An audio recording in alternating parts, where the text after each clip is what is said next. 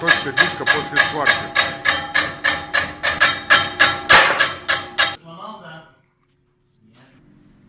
Все идеально получилось и получается.